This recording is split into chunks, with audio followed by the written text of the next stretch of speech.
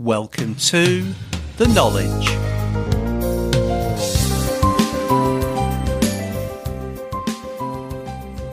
The Knowledge, a Levitt Group podcast, advanced knowledge for senior marketers. The Knowledge is a podcast of the Levitt Group, the sector interest group for senior marketers within the Chartered Institute of Marketing. To find out more about us, visit our website at www.levittgroup.org.uk or read the show notes for this podcast. Welcome to episode 16 of The Knowledge. I'm your host, Peter Domican. Today I'm talking to Lucian Camp, who along with his co-author, Anthony Thompson, has written the book No Small Change, Why Financial Services Needs a New Kind of Marketing. Lucian, welcome to the podcast. I wonder if you could start by introducing yourself and your co-author. Way back some years ago now, Anthony and I both started our careers in fairly similar kind of roles, because we both started on the creative agency side, and we both set up agencies that specialised in working for financial services clients. So for a while, back in the early 90s, late 80s, we were competitors pitching against each other for financial accounts.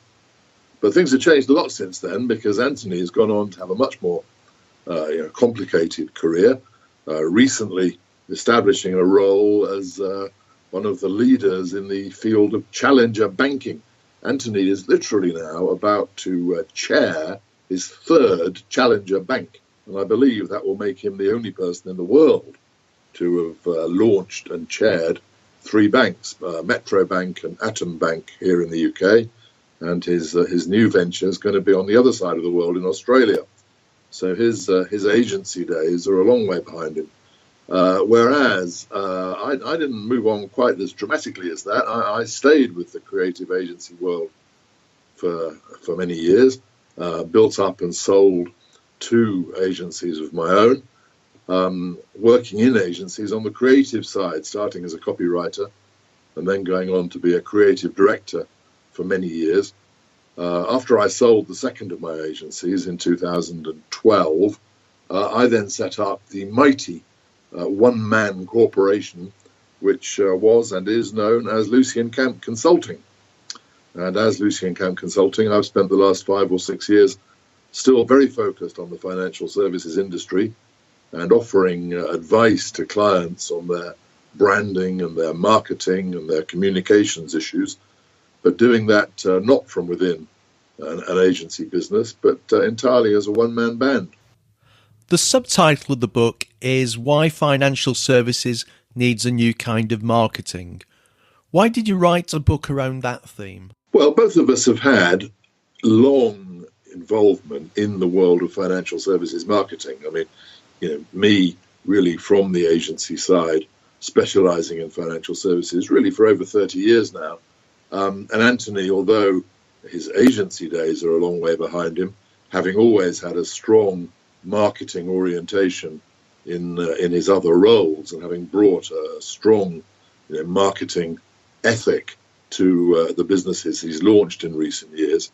And I think that we both felt that over that long period, there has been a sort of steadily growing momentum, building behind the idea that the role of marketing in financial services, is reaching one of those, points of inflection, a watershed point that made it timely to write a book on the subject. Could we start off by talking about the differences between financial services marketing and other types of marketing?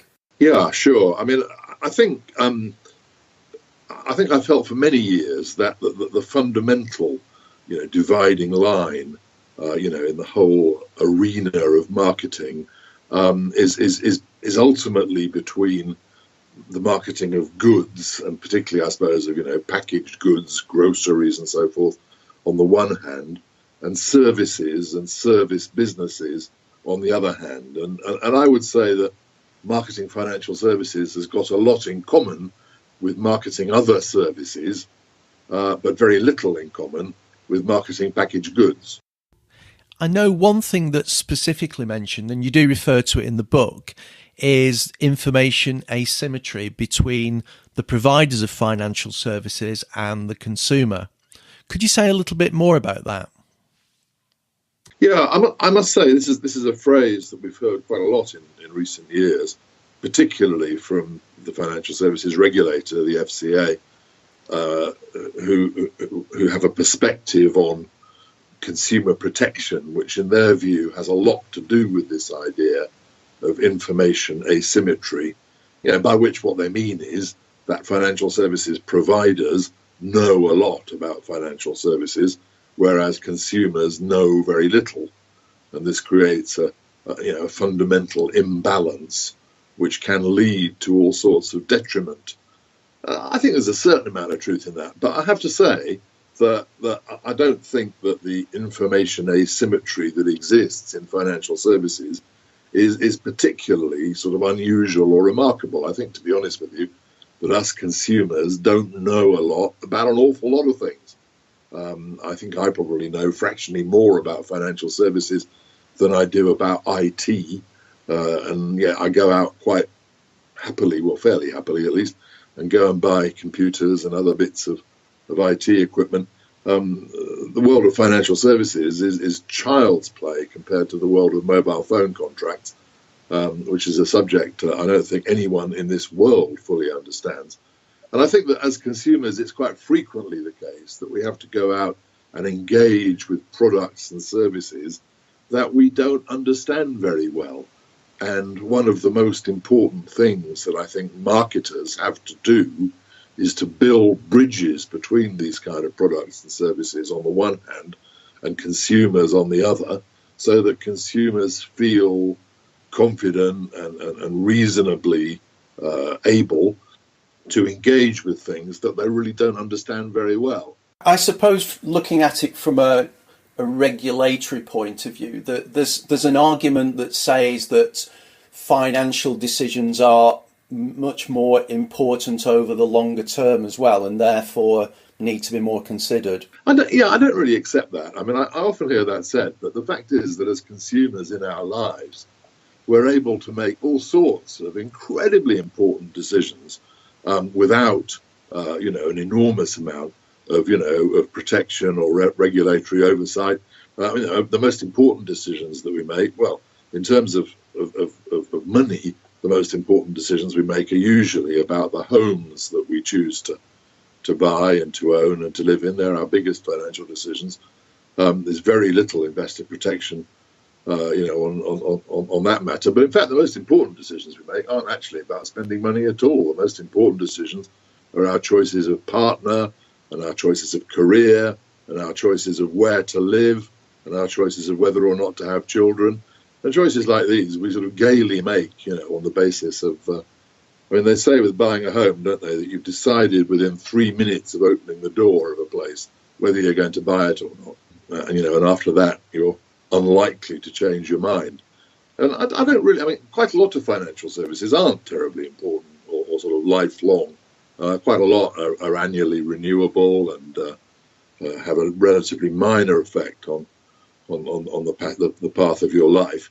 And although it certainly are financial decisions that are very important, I don't really accept that they're in a completely different category of importance to a whole bunch of other decisions. Let's move on to marketing in financial services. Could you give us a brief overview of the history of marketing in financial services? Well, I think that in many ways, the one of the key arguments in the book is that the retail financial services industry, and I should say that the book concentrates very much on the retail market, by which we mean financial services as directed towards individual consumers. And what I think we're saying in the book is that historically, the financial services industry has been able to become extremely large and extremely successful and extremely profitable without needing to engage in an awful lot of what we would recognize as marketing. It has basically been able to create a situation in which consumers have spent a lot of money on financial products and services without a great deal of marketing, being involved. And the reason for that is that there have been a number of other ways in which the industry has been able to encourage uptake of what it produces. I mean, briefly, just to expand on those, I mean, probably the most important and the most obvious is that it has been an industry that's been heavily driven by face-to-face selling. And a great deal of salesmanship has gone on, and consumers have acquired products as a result of sales activity. There's a famous cliche, which I would certainly question, that financial services are sold and not bought. But historically, it certainly is true that a lot of financial services have been sold and not bought. That was very much through the branch network, wasn't it? Yeah, that had a lot to do with it. Most financial services were delivered through branches. Then the whole question of, branch locations and proximity, were extremely important. I mean, I grew up in a village in Surrey where the only bank in the village was a branch of Lloyd's. And, no big surprise that when I opened my first savings account, aged about 9 or 10, it was a savings account at Lloyd's. I mean, I think probably almost everyone in the village, had their banking facilities with Lloyd's because that was the branch that was there. So, when you've got that kind of, reason to choose, you don't need a lot of marketing activity to do a lot of very good business. And that's changing significantly now because of technology. Yes. How's that changing the relationship for the customers and marketing within financial services? Well, I think it changes it very fundamentally. I mean, we live in a world now, a digital world, where, for all intents and purposes, all financial services are available, on a level playing field to customers, within a few clicks on a phone or on a tablet or on a computer.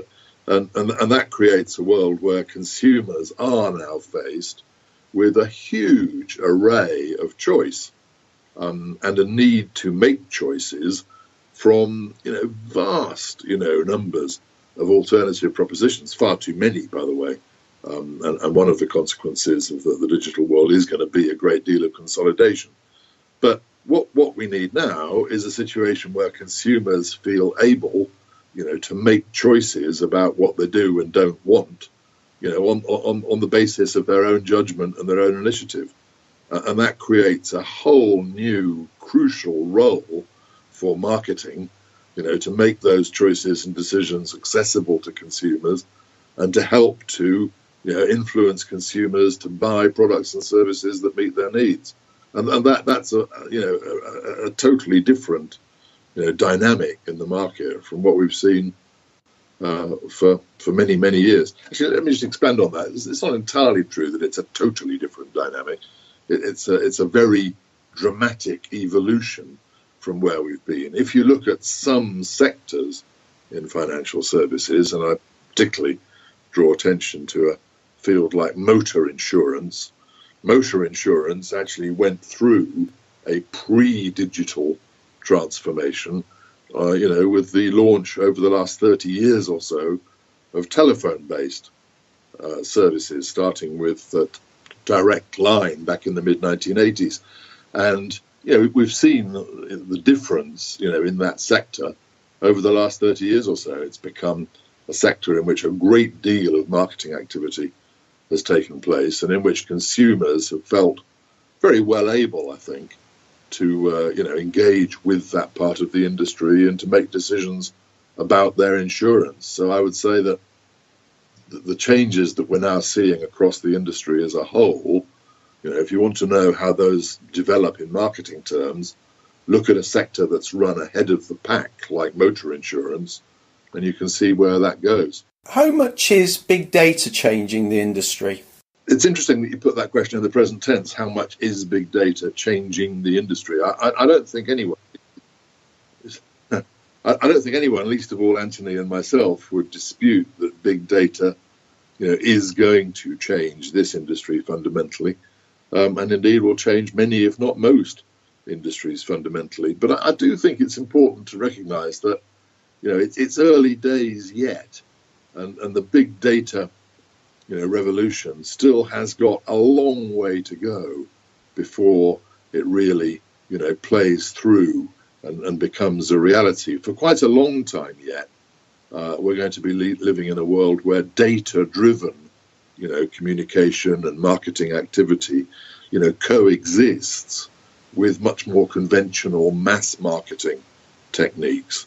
And that's quite a complicated world where, both consumers and providers have to, to manage, two very different levels and two very different worlds at once. In the long run, big data will lead to a world where we do get to that, long, heralded nirvana of one-to-one, communication, of consumer-driven focus on the individual, all those good things. But if we look at where we are today, we're still really, most of us, in the baby steps stage.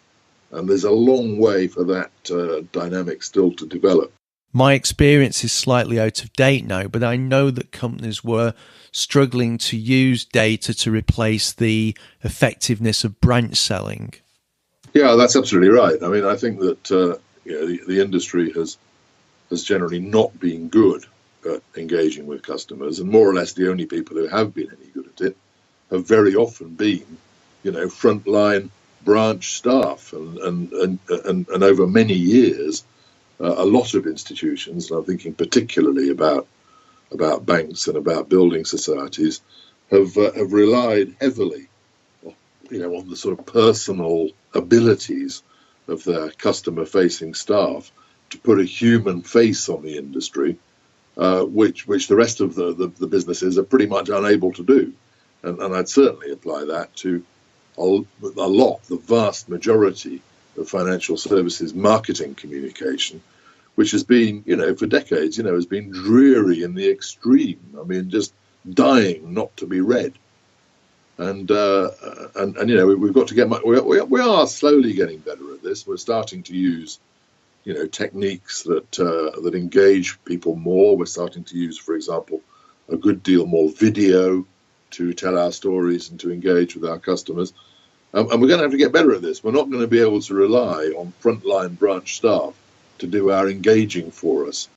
I just wanted to ask about intermediary selling and distribution, because that's something that has caused some problems in the past. How does it affect the marketing process? And is the model of commission-based selling a problem? It certainly has been. I mean, I think it's a curious thing that as the regulator took more and more interest in what was going on in retail financial services, it took a long time to tackle the issue of commission. And here in the UK, it was really only in 2014, with the coming of the RDR, that the commission dynamic was withdrawn from most fields of financial services. And by the way, not all. I mean, there are still several, sectors in which commission-based selling is still alive and well, although I think probably not for all that much longer. But it certainly has had a massive influence on the market over a very long period of time, and I'm glad to say that influence is now dwindling. Because it's that risk-taking behaviour that's led to some of the scandals that we've had, like PPI and, well, ultimately the subprime crisis. Absolutely. I mean, I think that it has got commission-based selling has got a great deal to answer for, both in terms of consumer detriment and indeed, on occasions, detriment to society at large. I mean, it did look for a sort of, terrifying minute back there in 2007, 2008, didn't it?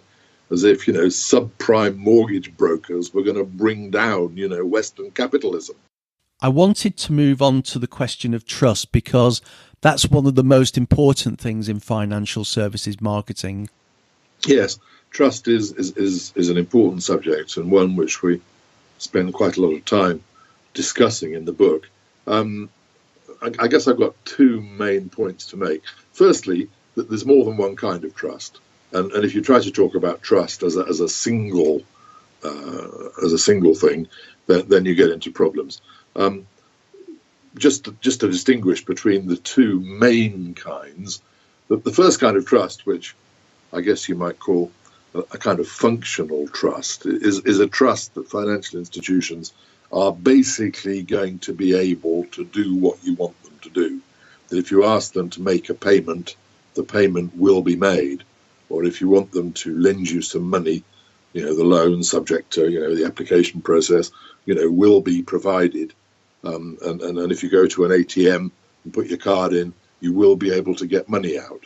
And although there are many stories of these quite simple, transactional requirements going horribly wrong, nevertheless, our level of trust that financial services will basically be able to do what we ask them to do remains pretty high. In many cases, very high. In many cases, pretty high.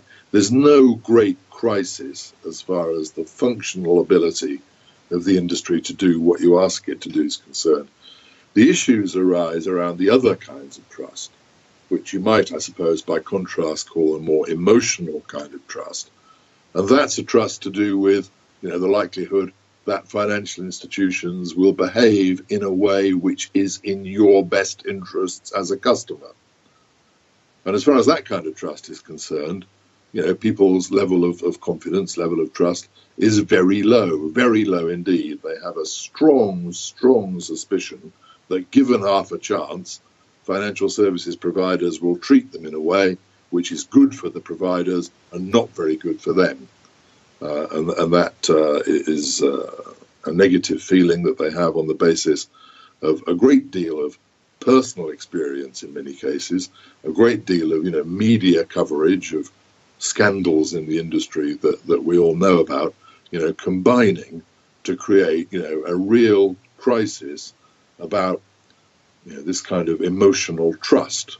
So I think it's important to be clear that in one way, rationally, we have quite a high level of trust in most institutions. Emotionally, we have a very low level of trust. So I think that's my first point.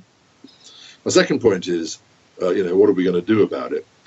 And here I think the book develops one of its most powerful and you might say controversial arguments, because we say that as far as a lack of emotional trust is concerned, we say that consumers are absolutely right not to trust the financial services industry. They're absolutely right not to trust an awful lot of things in life, to be perfectly honest with you, and that we live in a society these days in which people's level of trust in organizations of one sort or another is generally low and generally falling, and has been falling for many years.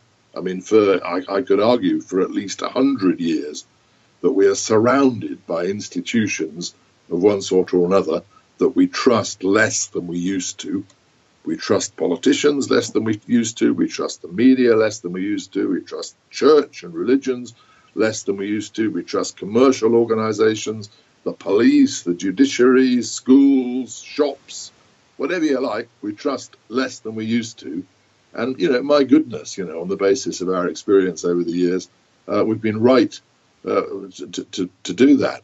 And, my view is that to try to, in some way, rebuild or restore this kind of emotional trust in our elders and betters is A, never going to happen, and B, should never happen, because we're right to approach these things skeptically and dubiously, and to take some convincing before we're willing to give our trust. And it would be quite wrong to try to change that approach that we now have. So where I get to with that is that for financial services providers, the game going forward is nothing to do with this ridiculous idea of rebuilding trust, but everything to do with what we describe as managing distrust, by which what we mean is recognizing that consumers approach us skeptically and dubiously, looking for reasons to disbelieve us, looking for things that we say or do which raise their eyebrows and arouse those suspicions, and if aroused enough, will cause them to walk away from us. And we have to find ways through that dialogue with consumers and that distrustful conversation which never trigger that negative distrust surge that's waiting to happen at almost any moment. And managing distrust, is the game that I think we all have to play and understand. Rebuilding trust is not an idea worth talking about. So that trust might be said that would lead people to switch, and I think probably people more switch now than they used to, but it's still quite a low level, isn't it? Yes, and I think that'll gradually increase. The two main reasons why not an awful lot of switching goes on are not particularly, sort of edifying. The two main reasons are, one, a level of inertia and lack of engagement, and two, which I think is sometimes underestimated, a sort of rather depressing sense that they're all as bad as each other, and that any switch that you do make is likely to be out of the frying pan into the fire. But I do think, and again, I think the internet has an important role to play here. Consumers do have, access to, reviews and comments from users, customer feedback, information on service quality far more readily than they have done before. It is the work of a moment to check what people are saying about products and services available on the market, and this is going to cause, it's going to have an effect on buying behaviour and make buyers more selective and harder to convince in the absence of compelling evidence. How does that then affect new entrants to the market and how they're perceived? That's a good question. It is. Some people would say that because many financial institutions have got such bad, perceptions of what they've done over the years, you're better off as a newcomer, so that at least you haven't got any perceptions at all. I can understand that, although I think that for a lot of consumers, novelty, is something of a concern in itself. I suppose you have to fall back on our old friend, the diffusion of innovation curve, and say, well, there are consumers out there who like being part of something new and who like being the first customers of an organisation of one sort or another. And then there's quite a lot of other consumers who are a bit less comfortable with that, more likely to say, well, come back to me in 3 years when you've got a bit of a track record. Fortunately, I think there are enough early adopters to get most new organisations off to a good start. So what's the state of innovation in financial services? As a distant observer, I'd say it's fairly low. Yeah, it's curious, isn't it? There is, one has to say, an enormous amount going on. I was doing a talk about innovation in insurance a little while ago, and I was looking at just the number of so-called insurtech companies that are doing innovative things with technology and insurance. And I found literally several hundred. I think I found about 400 names of, small startup firms in the UK who are doing innovative things with insurance. There are just zillions of these, people in every field of financial services, innovating left, right and centre, and virtually all, with digital offerings of one sort or another. And yet, when it comes to it, our daily lives as financial consumers don't really seem to be changing all that much yet.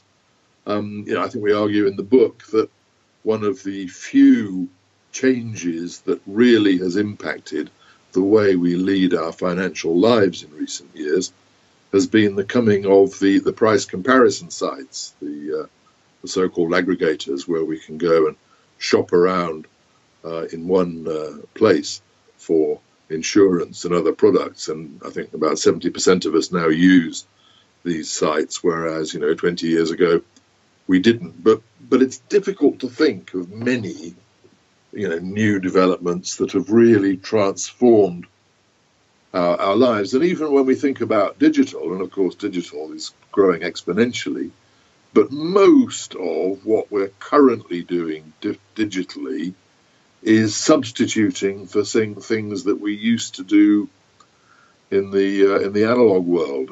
Most of the digital banking transactions that we're making and so forth are the transactions that we were making with, checks and envelopes, transformed to a different environment. So what's going on here? Are we, on the brink of a very different kind of financial landscape in which there are different things for us to do and choose?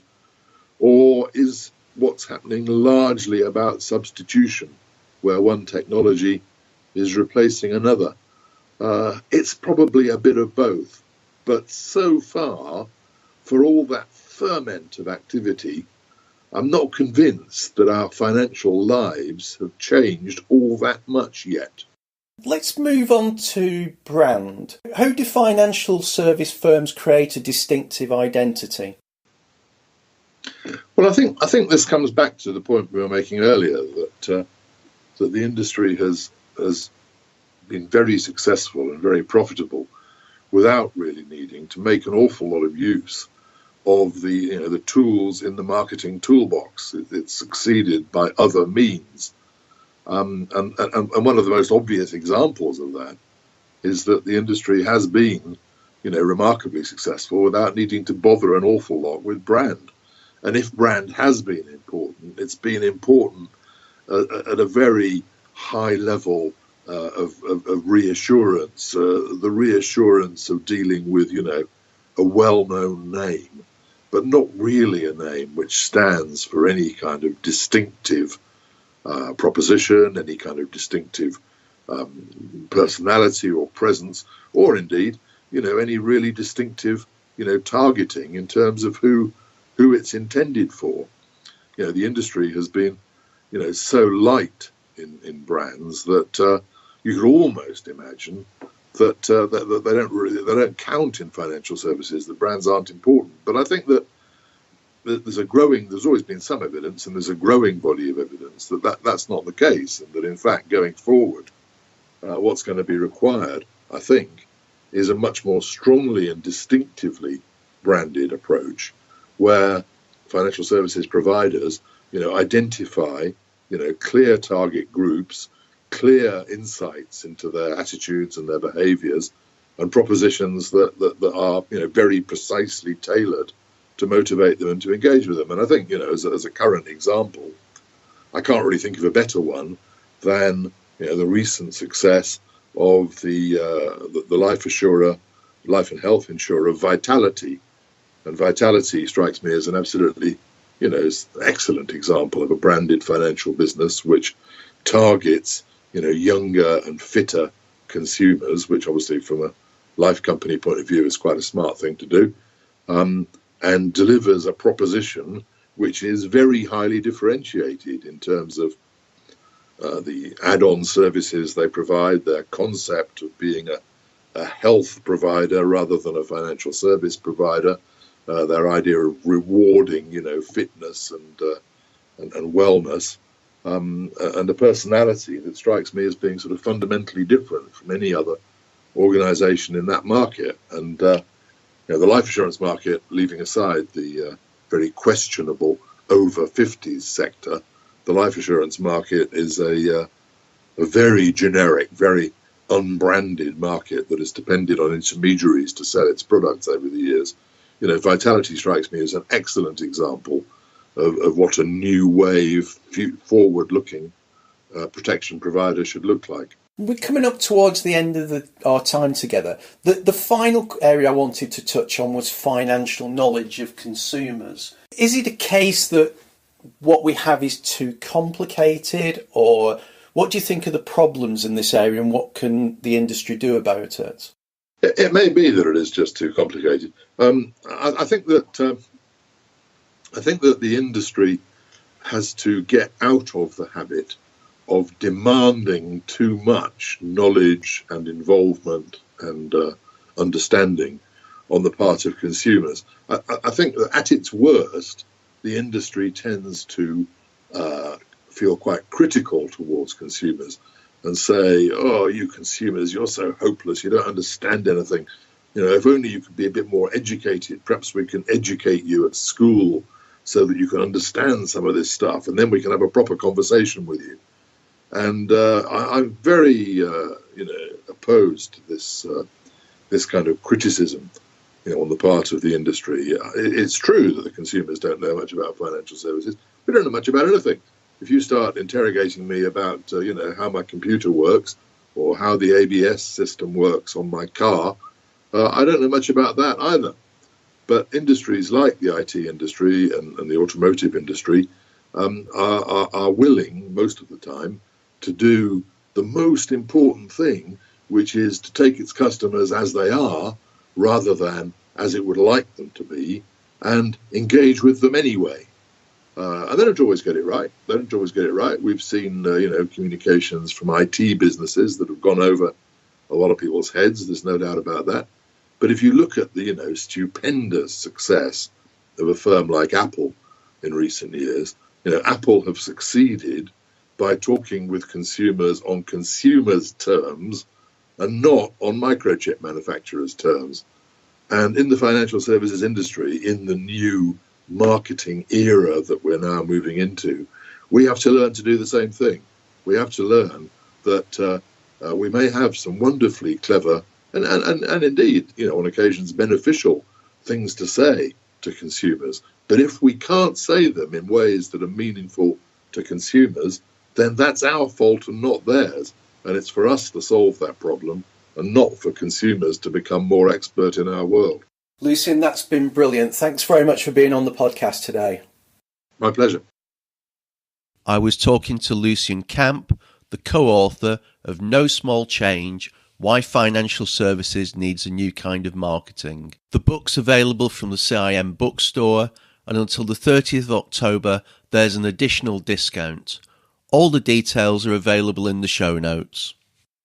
That's it for this episode. I hope you've enjoyed it. Until next time, goodbye.